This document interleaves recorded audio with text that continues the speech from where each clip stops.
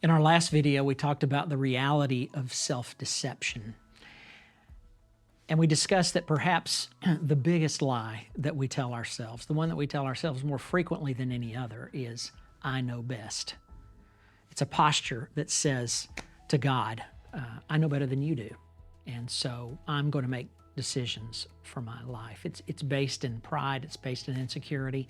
And the premier example of this, of course, is Adam and Eve, who chose not to obey God, but do as they pleased, thereby introducing sin and death into the human experience.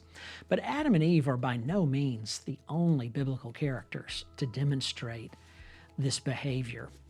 All throughout Scripture, particularly in the Old Testament, we see individuals who choose to go their own way, who say to God, I know best. It's as if God is saying to us over and over, it doesn't work, it doesn't work, it doesn't work. Another individual who made this decision was Abram.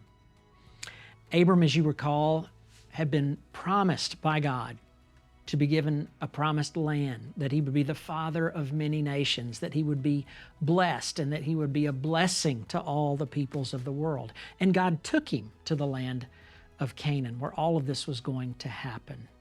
Looked like pretty smooth sailing from there on out.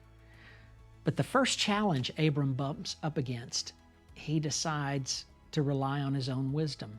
A famine came into Canaan. And instead of trusting God to do as he said, he took matters into his own hands and he went to Egypt. And that's where things got really complicated. We learn in the latter half of Genesis chapter 12 that Abram concocted this scheme with his wife. Let's tell Pharaoh that you are my sister, not my wife. That way, he won't kill me and take you to be a wife of his own. Well, things didn't work out as Abram had planned.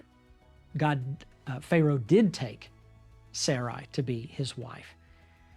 And Abram was sort of left out in the cold there until God intervened on his behalf. God was gracious, even in the midst of Abram's pride and insecurity and desire to do things the way he wanted to. Still, God was gracious to intervene and rescue him from Pharaoh, and rescue him from Egypt. It's so easy for us to think that we know best. What we fail to consider are the possible consequences. For Abram, it was the loss of his wife. It could have been the loss of his life. Far better for us to avoid unfortunate consequences, bad consequences.